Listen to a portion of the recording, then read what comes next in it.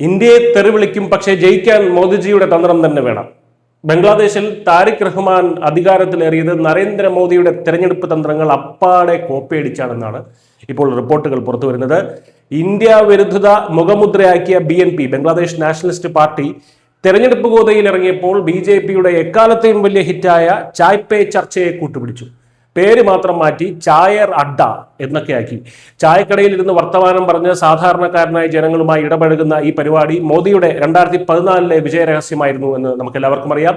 സ്വന്തമായിട്ട് ഒരു ഐഡിയ പോലും ഇല്ലാത്തത് കൊണ്ട് താരിഖ് റഹ്മാന്റെ മകൾ സൈമയാണ് ഈ കോപ്പിയടി ബുദ്ധി ഉപദേശിച്ചു കൊടുത്തത്.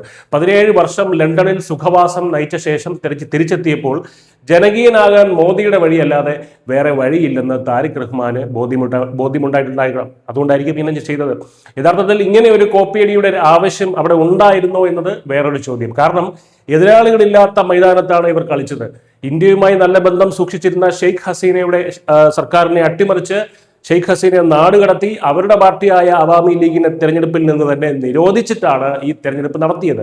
ശക്തരായ എതിരാളികളെ പുറത്താക്കി വാതിലടച്ച് നടത്തിയ മത്സരത്തിൽ ജയിക്കാൻ മോദിയുടെ ശൈലി കൂടി മോഷ്ടിച്ചെന്ന് പറയുമ്പോൾ ഇവർക്ക് എത്രമാത്രം ആത്മവിശ്വാസക്കുറവുണ്ടായിരുന്നു എന്ന് ഓർക്കണം. മോദിയെ മാത്രമല്ല രാഹുൽ ഗാന്ധിയും ഇവർ വെറുതെ വിട്ടില്ല. എന്നെ സാർ എന്ന് വിളിക്കരുത്, ഭായ് എന്ന് വിളിച്ചാൽ മതി എന്നൊക്കെയുള്ള വിദ്യാർത്ഥികളോട് അദ്ദേഹം സ്ഥിരമായി രാഹുൽ ഗാന്ധി പറയുന്ന ഒരു പരിപാടിയുണ്ട്. ഈ ഒരു ശൈലിയും അതും താരിഖ് റഹ്മാൻ അതേപടി അനുകരിച്ചിട്ടുണ്ട്. സോഷ്യൽ മീഡിയ ഇൻഫ്ലുവൻസേഴ്സിനെ ഉപയോഗിച്ചാണ് ഇമേജ് കൂട്ടുന്ന പരിപാടിയും ഇന്ത്യയിലെ പാർട്ടികളിൽ നിന്ന് അദ്ദേഹം കണ്ടുപിടിച്ചിട്ടുള്ള ഒരു കാര്യമാണ്. ചുരുക്കത്തിൽ ഇന്ത്യയെ വിമർശിക്കുമെങ്കിലും വോട്ട് വെട്ടിയിലാക്കാൻ ഇന്ത്യൻ നേതാക്കളുടെ ബുദ്ധി തന്നെ വേണമെന്ന ഗതികേടിലാണ് ബംഗ്ലാദേശ് നാഷണലിസ്റ്റ് പാർട്ടി.